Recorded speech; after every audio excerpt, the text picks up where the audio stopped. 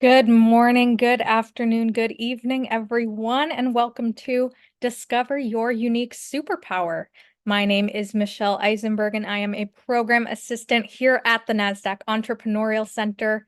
And for those of you who may not know, the NASDAQ Center is a nonprofit building a better path for entrepreneurs worldwide by improving inclusion, access, and knowledge in entrepreneurship. So as you will see in the chat in a moment, the NASDAQ Center provides programs, resources, and exceptional mentorship to entrepreneurs across all races, industries, and geographies. So definitely make sure to check out those links and resources in the chat. And then just a couple of housekeeping items before we get started. First, let us know where you are dialing in from in the chat. We always love to connect. And second, we are going to open up for live Q&A at the end of the event. So please make sure to submit your questions for us in that Q&A function at the bottom of your screen throughout the presentation, and we will try our best to get to all of them. And of course, none of what we do could be possible at the center without all of the amazing support from our sponsors, including NASDAQ, Lehigh University, KPMG, Wilson Sonsini, Wells Fargo, the Narit Foundation, Walmart.org, JP Morgan Chase, BPM, HubSpot for Startups, and Google Cloud. We are humbled by their contributions and hope you are grateful too. And so before we get started, we always like to launch a couple polls to step back, see how everyone in the room is doing today. This first one is going to ask, how are you feeling? Fearful, anxious, surviving, or optimistic? And I'll give it just a couple moments for folks to respond here. Awesome. Thank you. Thank you. All right, I'll give it one more moment. Hi, Katie. Nice to see you. Awesome. All right, I'm going to end this poll and share these results. All right. Looks like optimism coming up in the lead. That's always wonderful to see, but definitely have some feelings of anxiety, surviving, and fear. So I'm super confident our conversation today will help alleviate some of those feelings. So I'm going to stop sharing this poll and launch the second one. What is keeping you up at night? Finance, sales, marketing, scale, pivot, team, or surviving? And this one just tells us a little bit more about your current needs as an entrepreneur so we can ensure that the programs and resources we are developing continue to be meaningful. Awesome. I'll give it just a few more moments here. Welcome, everyone. We got folks from the DMV, Panama, Florida, Virginia Beach, San Francisco, Chicago, Toronto, Long Beach, Atlanta, Oklahoma City, North Carolina, Tacoma, Washington, Northern California, London, UK, England, Vienna, Austria. Welcome, welcome. So awesome to have you all dialing in from all over the place. Always great to see. All right, I'm going to go ahead and end this poll and share these results. Awesome. All right, it looks like sales coming up in the lead, finance right behind, but we got needs all across the board. So thank you all so much for participating. I'm going to stop sharing this poll. And without any further delay, please join me in giving the warmest welcome to our special guest, Dr. Frederik Pferdt, former Chief Innovation Evangelist at Google and author of What's Next Is Now. It is such a pleasure to have you here today. Welcome, welcome, Frederik. Thank you so much, Michelle, and thank you, Anna, for having me. Hello, friends. I'm super excited and honored at the same time to spend time with you to discover your unique superpower. Thanks for having me. Wonderful. Well, let's jump right in. And to kick us off, maybe if folks in the audience could sound off in the chat, where are you Why are you there? What brought you to this session? Why this session? And what are you hoping to take away, maybe? Just some Love quick that. thoughts in the chat. Would love to hear any insights. Yes, let A us know. few moments Again, there. where are you? Thanks for sharing that. But also, why are you there?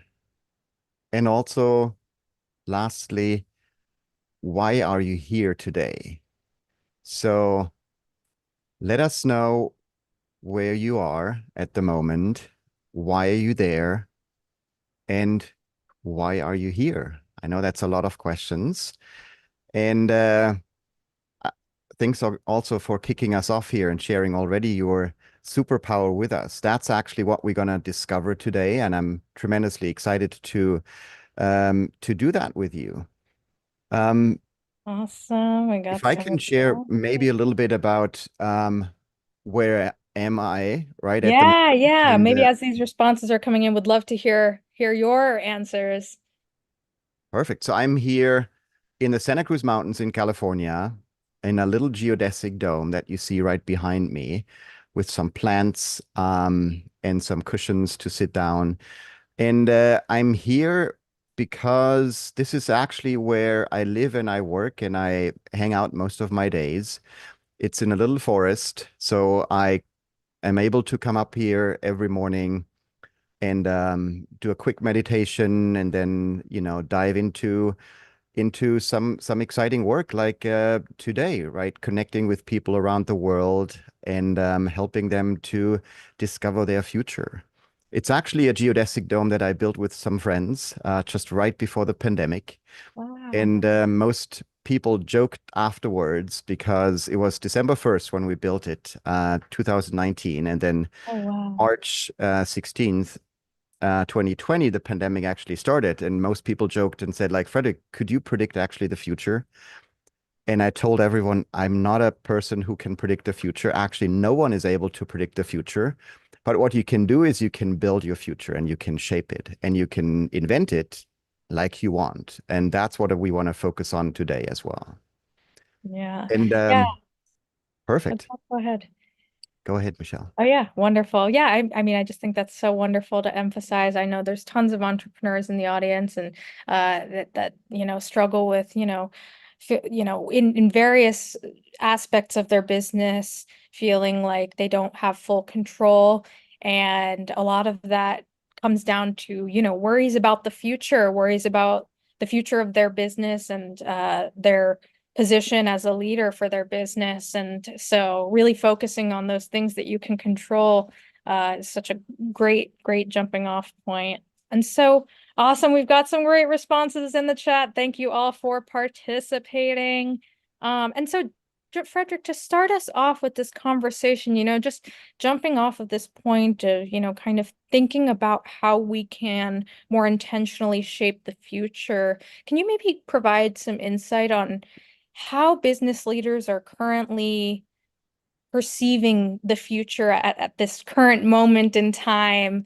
And I would love to hear your thoughts because, in your book, you call yourself a future optimist rather than a futurist, which is maybe a word that entrepreneurs might be more familiar with. So would love to hear your thoughts on what you mean by that and how that kind of connects to, these perceptions about the future.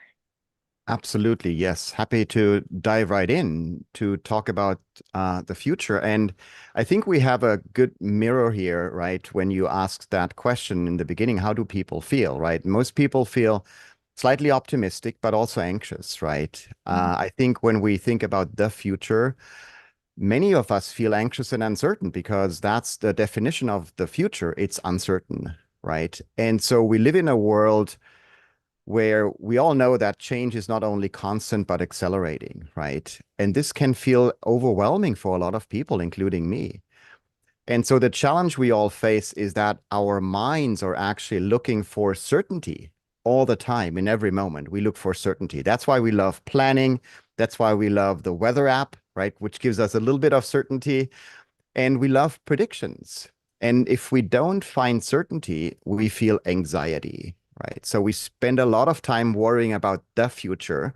because our minds again crave that certainty. And our brains are actually wired to make this feel uncomfortable. But for me, that discomfort is also a call to action to engage more proactively with the future, right? And so one of the goals today is really to help you to have a different relationship with your future. As you mentioned, the future is not something that happens to you.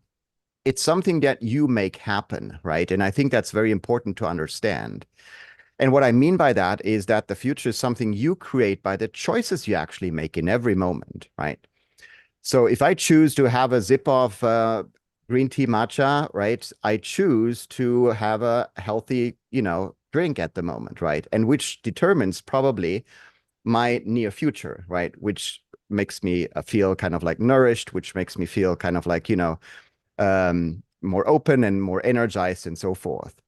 And so that's just a small example. So what I want to do is we have to move from a passive state where just life happens to you to an active state where you are the one that is happening to life, which means actively influencing and shaping your own future through your actions and choices. And so I love that people are already engaged in the chat here. So I want to just put out one more, or actually two more prompts for you. When you want to look at that next Mad Lib or incomplete sentence, I want you to just respond with the first word that comes to your mind around the future is. So when you look at that sentence, the future is, what's the first word that comes to your mind? So just add that to the chat. Bright, exciting, unknown, yes. Infinite, crazy. It's beautiful. Mine, yes. Uncertain. Keep them coming. Great responses.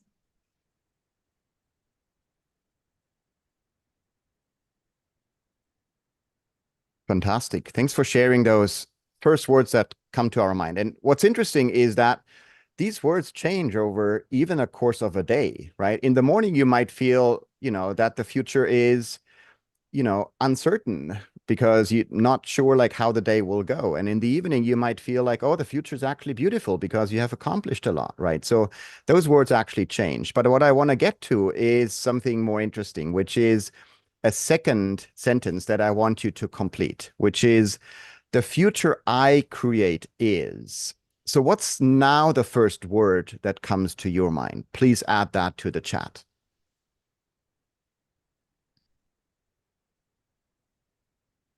Extraordinary, inspiring, lovely, exciting, inviting, creative, great, money, new, possible.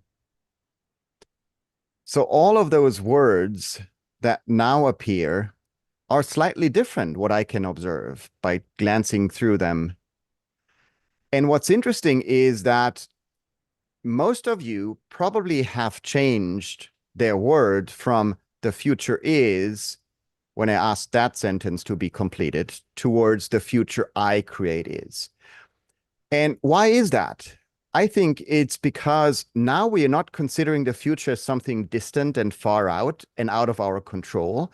We now see the future as something where we are in the picture of it, which is more close, which is something that we have a little bit more control over, right? And for me, that's fascinating because I give those two sentences to a lot of people around the world. And what I observe is that everybody is changing their word from the future is, and then the future I create is. And so that is really telling because that helps us really to own the future and see that the future is not something that we need to do predictions over or guesses or whatever it is, but we can actively shape and create. Yeah. Yeah, I think that's such a valuable thought exercise, and could totally see the difference in responses. I felt that, with the second question, they were a bit more optimistic for sure. And that's so wonderful to see that when people feel like they have control over something, they can create positive outcomes for themselves.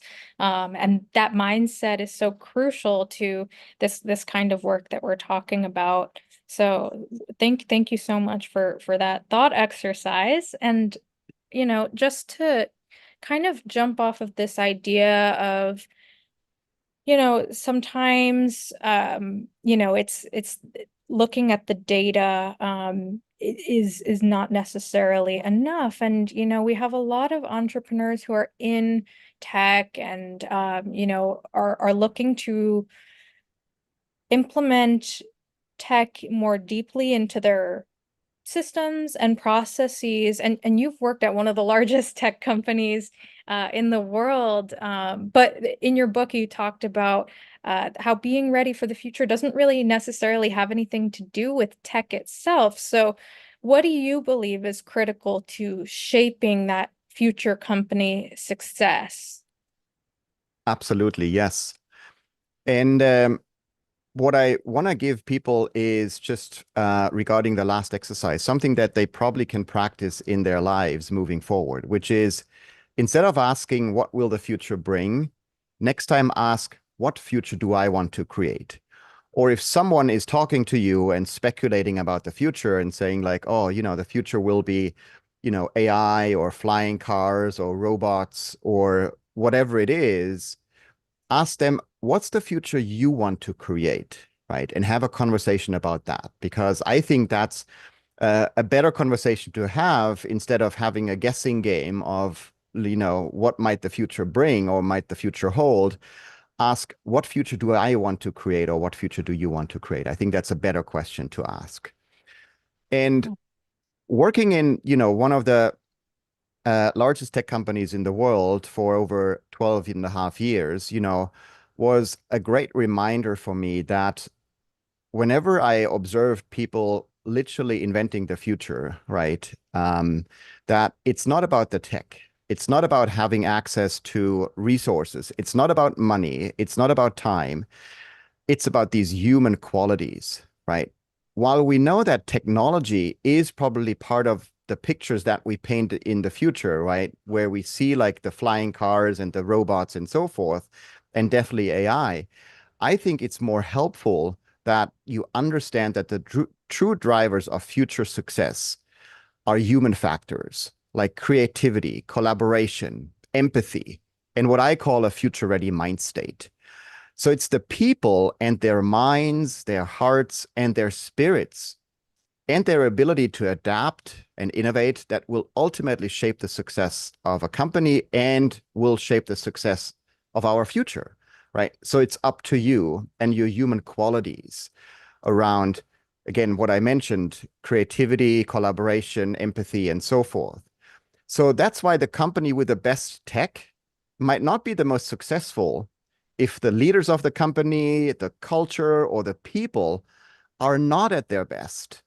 So really kind of like let that sink in, right? And we saw that in many, many examples over the past months, years, or even decades, that even if a tech company or another company has access to the most resources or has the best tech and state-of-art technology, it doesn't guarantee that they will actually shape the future or are creating a better future moving forward.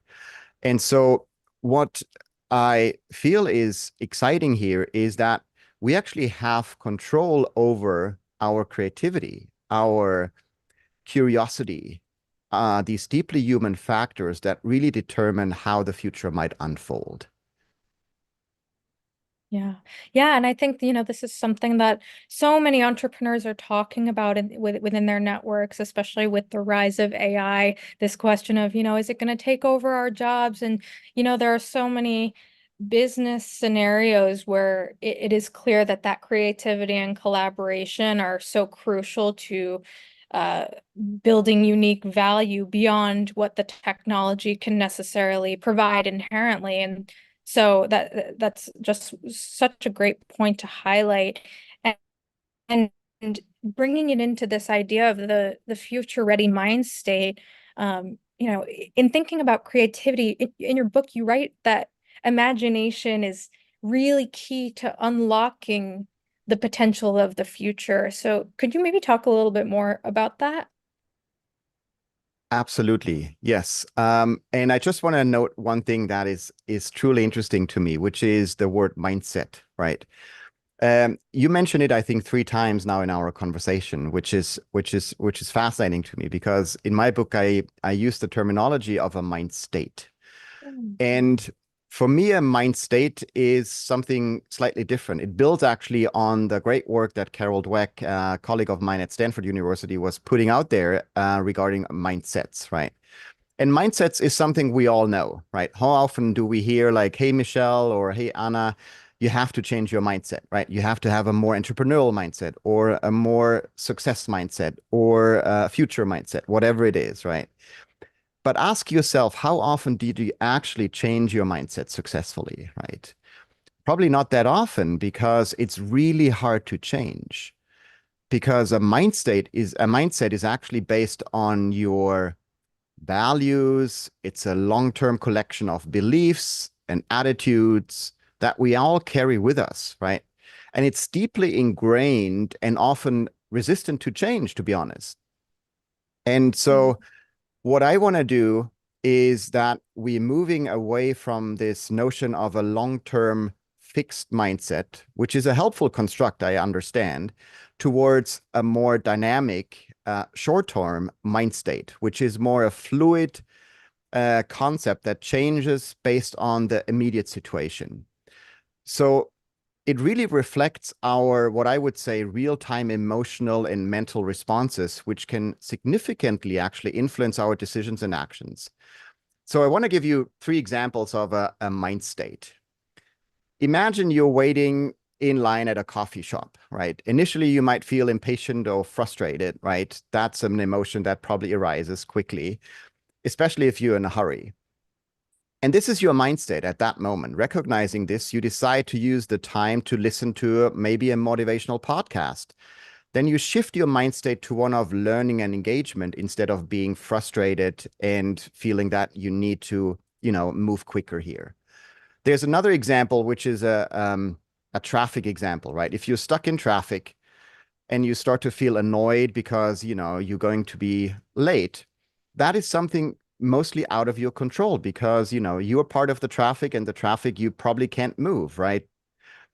And that's your current mind state. However, when you choose to view this as an opportunity to call a friend and, maybe a friend you haven't spoken to in a while, you transform your mindset in that moment into one of maybe connecting and positivity, right? Because you pick up the phone and you call a friend and you engage in a conversation instead of being frustrated with the traffic.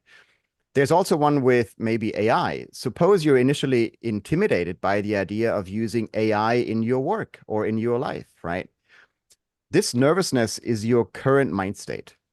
And to address this, you can maybe watch a quick tutorial on AI basics, right? How to use ChatGPT or Gemini or whatever it is. And this shifts your mind state from apprehension to curiosity, empowering really you to approach your AI project maybe with more confidence and more enthusiasm. So by focusing on your mind state, you can actively shape how you experience and respond to everyday situations and thereby constructing the future you actually desire. And the great news is that you can change your mind state immediately, right? Just by being aware of it and then trying to shift it to a different one, you have full control of how you respond in every situation. And I think that's something powerful. Quick funny story, when I was writing the book, using, Google Docs or Microsoft Word or like whatever technology, and typing in my thoughts and ideas, right? It auto-corrected all the time when I used mind state to mindset. So even the technology is kind of like, focusing on that specific word that is very popular now around the world. And I've tried to help people to have a little bit more control over their mind state because that's something we can actually shape and shift. Yeah, yeah, I love this idea. We hear so much from entrepreneurs, you know, this exact battle of, I have this kind of fixed mindset. I'm looking to change my fixed mindset. And I love this idea of focusing on a completely different, your short-term mind state, something that's more adaptable, that's more within your control. And that long-term mindset still has its own values, but when you focus on these short-term mind states, that's what can really lead to meaningful change. So I love that idea. And so to dive deeper into this future ready mind state, I know there are a few dimensions. And so let's start talking about the first dimension, which you call radical optimism. And I mean, it seems like in the chat we had many who were very optimistic, but sometimes it can seem, like optimism is in short supply these days. So why do you think we should be feeling optimistic about the future given the problems that we may face? Great question. Yes. And I want to come back to imagination in a minute. So I haven't ignored you, Michelle. Oh, Sorry yes. for jumping ahead here. Oh, yeah. Um, so, optimism is something that we are all familiar with, right? Sometimes, when we hear, this metaphor of, a glass half full or a glass half empty, right? We put people or even ourselves into categories, right? Where sometimes the pessimists, right, are more listened to because again, our minds love to listen to like what's the dangers probably that could happen, what are the downsides or the negative parts of something. So it's just an interesting thing that you also observe in the news, right? Like the most negative news get the most clicks and the most views, right? Because our minds are just here to protect us as well. So that's why we love usually to listen to, the negative and so forth. But for me, what I call radical optimism goes beyond that metaphor of a glass half full or glass half empty. And what I want to help people to do is actually to recognize that in every situation, there is an opportunity to see the better. I'm not arguing for the best. I'm arguing for there is something better in each opportunity and each moment. And when you take the metaphor of a glass half full or glass half empty and apply radical optimism to it, what you can do is you can say a radical optimist is not just seeing the glass half full. He or she actually, or they see the potential to fill the glass even further. So let that sit with you for a moment. If you see the potential to fill the glass even further, right? You look for opportunity. You look for the better in each situation. And it doesn't mean that we should neglect that, bad things are happening, right? Absolutely. There's tremendous, horrific things happening all the time to us and in the world. But we have to recognize that there's an outside world and there's an inside world, right? The outside world, where like things are happening, that's mostly out of our control, right? We can't control if there is, something bad happening in the world, right? But what we can control most of the time is our inner world, right? And trying to see how do we respond to these situations? How do we respond to when something bad is happening to us or something bad is happening to someone else and we're in that situation with them, right? That's something you can actually control. And what I want to do is help people to find radical optimism by focusing not on the future and the outside world, but on their future and the inside world and your future, right? If you do that, you can see a lot of optimism, right? Where your path is going to lead to what you have under control and so forth. And that's what we all can learn and do more often, I think. Coming back to Mm. that notion of imagination that you mentioned briefly. For me, imagination is a key to really unlocking the potential of our future. And what I mean by that is that imagination is such a human quality that we all have, right? And it's very powerful if we use it in the right way. Because imagination really allows us to envision possibilities beyond our current reality. So we can really imagine the future. And this right moment, right now, right here was probably not imaginable like 100 years back, right? You probably couldn't imagine 100 years that we're going to talk today and we're going to have this conversation, that we have that technology around us and so forth, right? So that current moment was not imaginable 100 years ago. And at the same time, we can imagine probably something in the future, in the near future. And what I think most people do wrong is that they're trying to imagine the future. Again, like a future that is driven by technology, or that is, looking at the future as of the planet and so forth, instead of looking at how they want to be in the future, those human qualities that you actually can control. And so what I mean by that, again, is that you can visualize yourself with specific qualities that you want to grow and develop in the future. Meaning that you can imagine how embodying these traits can lead you to new opportunities and experiences. For example, you can imagine yourself being more kind in the future. Or you can imagine yourself being more compassionate in the future. Or you can imagine yourself being more creative, more innovative, more collaborative, more empathetic, whatever that is in the future. And I think we need to use imagination for that, instead of imagining like what's the next tech gonna be, or what's the stock market price of the future is gonna be. I think that's not a good use of imagination. Imagine your future self. And maybe we can do a quick exercise to actually do that, because I think that visualization might be a great exercise that if you do that every morning, the research is very clear, that if you engage in that visualization of how you want to be in the future, meaning like the specific qualities that you want to grow and embody in the future, then you're actually going to move towards, and your actions and your behaviors going to also adapt towards that. So you actually make the future happening by imagining it first. So let's do that. If everybody is open to do a quick imagination and visualization exercise. Yeah. So if you're standing like me, that's totally fine. If you're sitting, both feet on the ground, I want you to just remove everything from your hands so that they're easy in your lap. And maybe just, choose a different posture as well. Like maybe straighten your spine a little bit, and just come into a space where you're just going to focus on imagining your future self for just 3 minutes. So just use those 3 minutes to really trying to imagine how you want to be in the future. So I'm going to invite you to just close your eyes for a moment.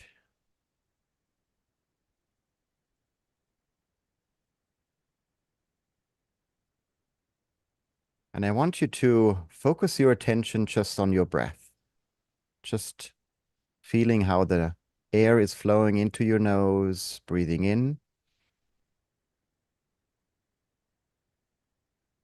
and how it leaves your mouth, breathing out.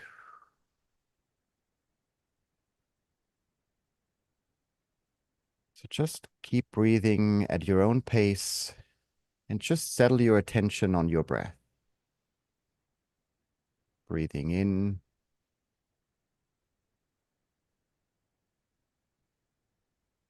and breathing out.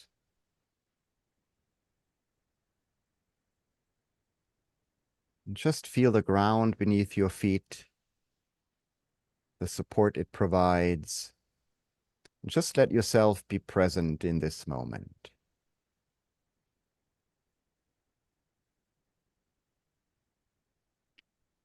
And now I want you to picture yourself 1 year from today. See yourself in a place that represents your ideal future. This could be at work, at home, or just in a place you love. In a forest, at a beach, in a city.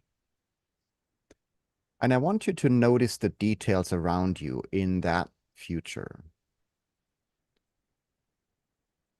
Try to picture your surrounding. What do you see? What colors objects, or people are around you?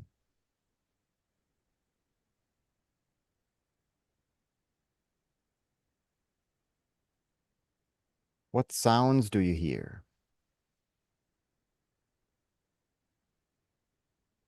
Is it quiet? Is there a lively buzz? Maybe you can feel the texture of something nearby. Maybe you touch a tree, you pick up some sand, or even the clothes that you wear in a year from today. Maybe a soft fabric, sturdy surface. Now I want you to breathe in and notice any smells in that future. Is there a hint of fresh air or something cooking?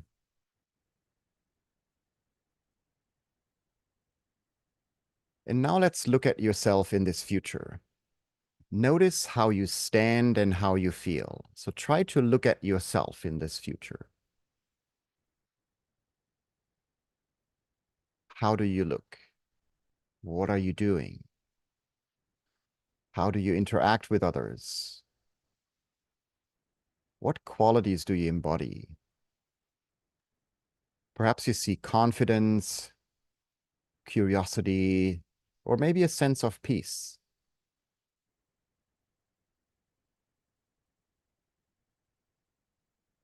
And last, I want you to just try to hug yourself in the future.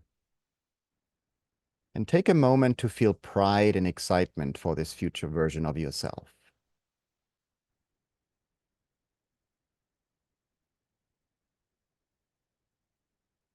Just slowly bring back your awareness back to this virtual room, keeping the image of your future self with you. And when you're ready, just open your eyes and just remember that the future you envisioned is a part of you. It actually came out of your mind. And it's a glimpse of what's possible when you embrace your mind state and shape your own path, right? So thanks for joining in that brief exercise towards your future self. Yeah. And that really allows you to make your future more real by starting to imagining it. And the more often you do that, literally every morning, for example, just for 3 minutes, helps you to actually move towards that future. Love that. And I love that was such a wonderful exercise. And this idea that really sitting down and being intentional, thinking, imagining this future, it is something that you created it. So it is real in an aspect, and that kind of driver can be really, really effective for entrepreneurs when you kind of frame it like that. So I thought that was such a great thought exercise. And just to continue diving into this concept of the future ready mind state. The second dimension is unreserved openness. Can you maybe talk a little bit more about what this means, how it applies to the process of identifying and prioritizing opportunities that might lead to growth and impact? Absolutely, yes. And thanks for sharing in the chat. Just want to notice, Joyce, thank you that you're happy with your future self. I think that's a great start. I probably never heard someone who is not happy with their future self, which is great because we imagining something better, right? We imagining something that is radically optimistic. And I think that's beautiful. And we should do that, right? Because then we're actually moving towards that. There's fascinating research also going on at Stanford University where they actually put the researchers put 20-year-old students in virtual reality glasses that showed them a much older version of themselves, how they would look like in 10, 20 years. And after several minutes taking in that image of their future self, the majority of the students said that they intend to pay more attention to their health and save more money for retirement. So what's fascinating is that if you're trying to imagine your future self and you see your future self, right, more clearly through these exercises, you don't need virtual reality glasses. It changes your behaviors in the moment. And that's something powerful that we all should leverage more often because it doesn't cost money. You don't have to go anywhere. And it's something that we all can get better at, which is fantastic. So unreserved openness is another dimension of a future-ready mind state, right? We have radical optimism, and then we have unreserved openness. And for me, that's something where you really embrace new ideas and perspective and possibilities without judgment. And that is important because how often find we ourselves in situations where we immediately judge an idea, we judge someone else, and we follow our biases. And I want to share a brief story that probably illustrates that beautifully. It's the story of the Chinese farmer. Once upon a time, there was a Chinese farmer living in a small village, and he had one horse. And that horse helped him to get stuff done, right? It helped him on the fields to farm and all of those things. And the villagers came over one evening and said to the farmer, "You are so lucky because you have one horse that helps you get your work done." And the Chinese farmer responded, "Maybe." The next day, the horse ran away, and the villagers came over to talk to the farmer again and said, "We feel so sorry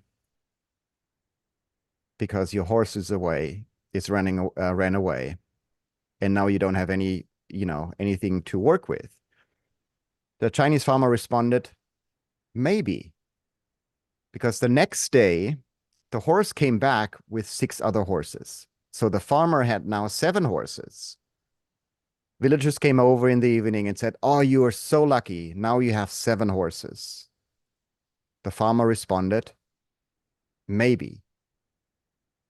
The next day, his son wanted to break one of the horses, but he fell off and broke his leg.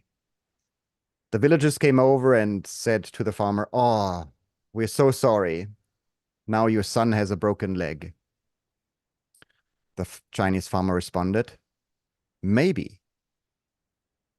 The next day, the army passed through the village and recruited all the young men to go to war,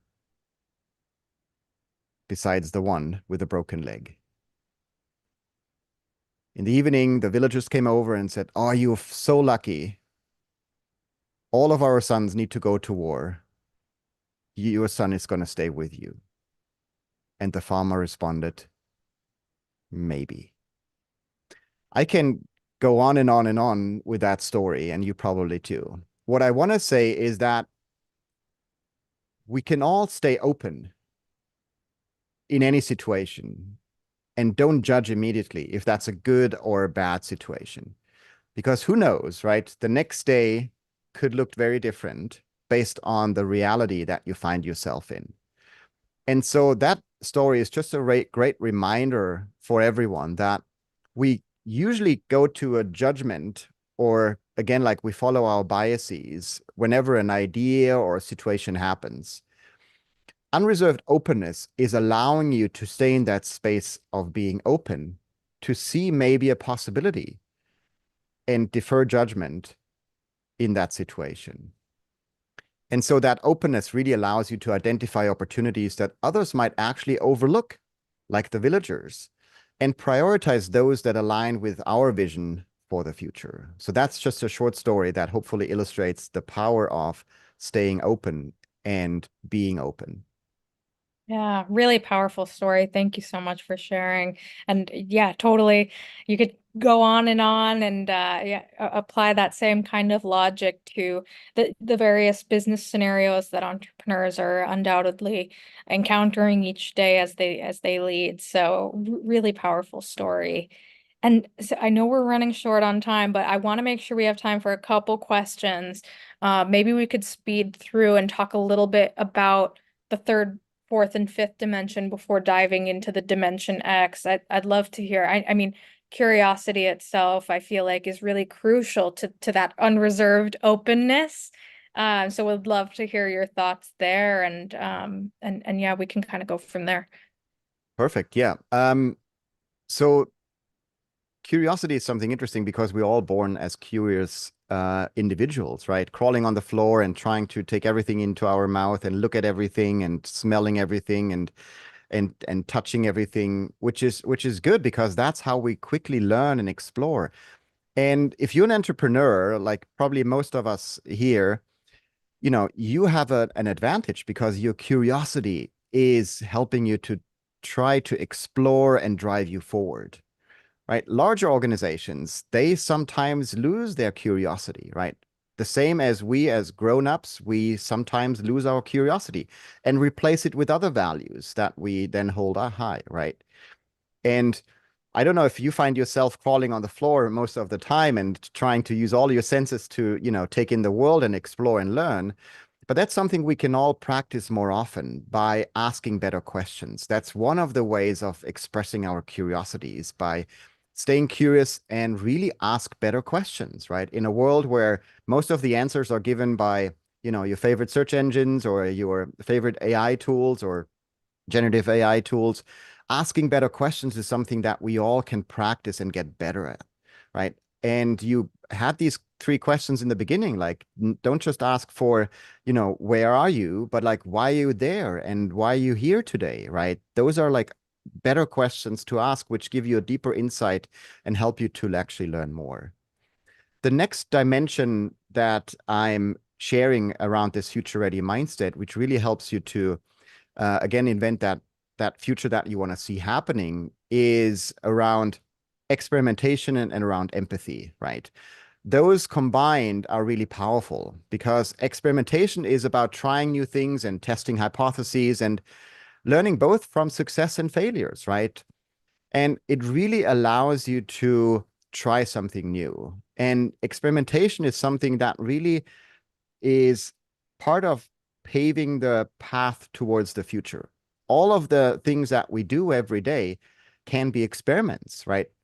In our relationships, if we try a different way of communicating, in our jobs, if we try a different project or a different approach to a project, in our entrepreneurship, if we, try a new process, that's all experiments that we can um, use to really path the or pave the way to our future. And empathy, the fifth dimension, is one of the most important, I guess, because it really is about the ability to understand and share the feelings of others on a broad scale. It's about deeply connecting with people's experiences and using that understanding to really inform your choices that you make. And so for me, empathy is not just about understanding others, but also understanding yourself. And we did that exercise about your future self. And imagine if you can empathize with your future self more deeply, right? You can understand your future needs and what you need in a year or in 5 years or in 10 years. That's something very powerful that you can use empathy for. And that's what I'm arguing for. Yeah, wonderful. Yeah, I think, just this framework in general is so powerful. And I love that you included empathy in there, especially, entrepreneurs are always, wondering how can I better understand, connect, resonate with the customers, the partners, whoever that I'm trying to reach with my business as a leader. And so that aspect of empathy is so crucial. So love that you included that. And then just to close us out before jumping into Q&A, of course, everyone has a Dimension X, their unique superpower that plays a pivotal role in shaping their future. So maybe you could share what your Dimension X is and a little bit about how entrepreneurs can identify what theirs is. Yes. So the last dimension I share in the book and in an article for Entrepreneur Magazine is what I call a Dimension X. It's really your unique superpower that allows you to make better choices, that allows you to move forward, that allows you to be motivated in your life as well. And everybody has a Dimension X. What's most powerful is two things. First, if you identify your Dimension X, right, that's an exercise that we all can do to really try to understand, like, what is my unique superpower? And the second one is to apply your unique Dimension X in the projects you're doing, but also in your life, to be honest. And you can identify your Dimension X by thinking about the key moments in your life. So what you could do after our session is just literally take a piece of paper, fold that in half, and then you have your timeline going from left to right of your life. And you can map out your milestones in your life, the positive ones on the top and the negative ones at the bottom, to just create a map of your life. And I want to say it's not the big deal moments like graduation or marriage or birth of child, whatever it is, right? That's not what I'm talking about. But rather the subtle realization related to a personal relationship or an event in your life, or like a moment you knew your partner was the one, right? Or a career setback when you showed resilience, right? Those are the milestones that I'm talking about. And so really mark those from uh, like maybe you map out like 5 to 10 of those events on your timeline, and then ask yourself two questions. How did I respond in these moments? And what inner strength helped me through?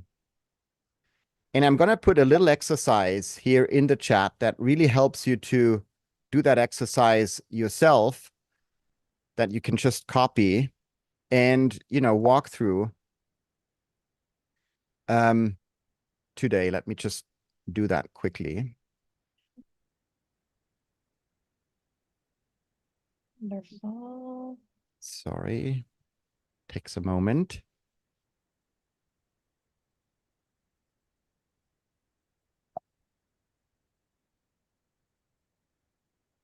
So step 2, and then we have step 3, 4, and 5.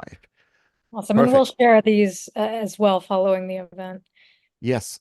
So that's a quick exercise that you literally can do in like 10 to 15 minutes.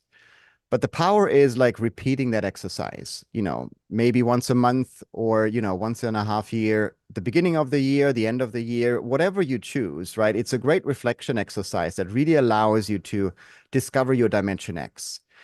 And for me, what I found, my Dimension X is a bias towards action, right? That helped me in most situations just make progress and move forward without overthinking things, right?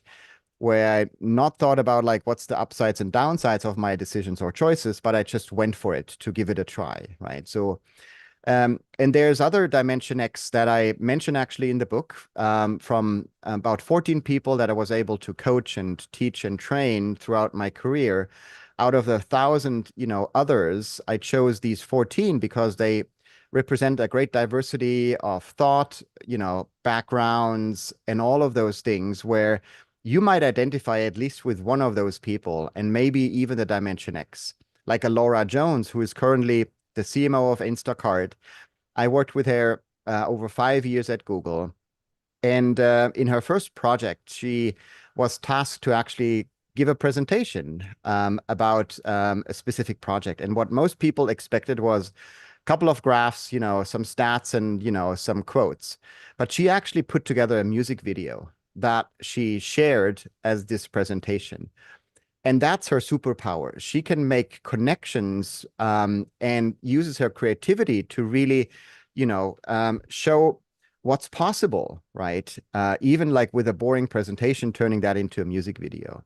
And Yeah. that landed her to, to her job now. She moved from Google to Uber, now to Instacart, and really doubling down on her Dimension X, which is making magical connections between ideas and people. And so what I want to do is just give you some space to think about like your Dimension X. There's also going to go out a newsletter on Friday that you can sign up, where there's more dedicated towards finding your Dimension X and some examples and some more exercises that you could use. So Michelle was kind enough to share the link afterwards um, in the show notes as well. Yeah, and we'll get that in the chat and share those. Absolutely. Awesome. Yeah, and I love hearing that story because yeah, it really just goes to show how unique each of these dimension X's are. Like it's very narrowed down, not something like broad that, like confidence or something that I think a lot of entrepreneurs might think of, or something that might be broadly applicable to entrepreneurs, something that's really specific to you. So thank you for sharing those examples. And Frederick, this has been such a wonderful conversation. I think we have time for maybe one or two questions from the audience. And I know we had a couple people, asking maybe, thinking back on reflecting on these different milestones in life and the way that you responded to these different situations. Some entrepreneurs may feel that they have more than one unique superpower. Is that possible? Or if not, how do you kind of figure out which one to focus on?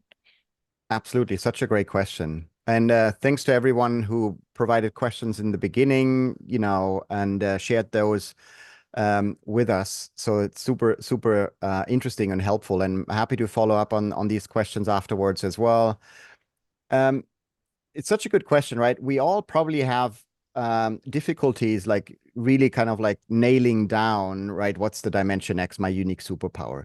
Because it changes over time, right? You might have today like a unique superpower, which is around curiosity or empathy, and that might change over time, right? And I think that's okay. That's actually kind of like a great way to look at those, because those dimension X are dynamic, they change over time.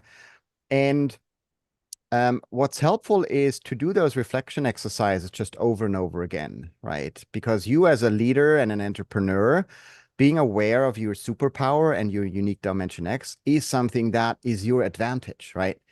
Because imagine you're trying to build a team, and by building this team, you help people to identify their dimension X and saying like, hey, 5, 6 people, we're building this startup.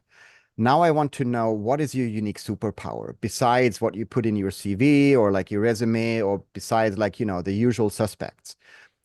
And then you can actually build maybe a very diverse team that allows you to really have an effective team, because the research is also very clear. The psychological safety that you then can provide by allowing people to really share their dimension X and like talk about it and so forth helps you to have actually a very successful team as well. So it's something that you can use for yourself, but also while building teams for your startups. Yeah, really interesting. Yeah, how that all kind of like intertwines and builds up upon each other. So love that you brought that up. Frederick, this has been so wonderful. If you had just one key takeaway or piece of wisdom that you wanted to leave with the audience, what would that be? Yes. The future is not something that happens to you. The future is something you make happen. So keep that in mind. And with every choice you make, right, the future will unfold. And so make better choices, make healthy choices, make choices that, not just help you, but help others. And I think we're going to have a tremendous future altogether. Wonderful. Awesome. It's been such a pleasure. And on behalf of the NASDAQ Entrepreneurial Center and everyone here today, we are just so grateful that you joined us for this conversation. Awesome. And we'll share all those links to connect in the chat and following. Thank you all in the audience so much for joining. We'll be sharing links to upcoming webinars in that chat as well. So make sure to check those out. And thank you all so much for joining us today. We look forward to welcoming you back online with us soon.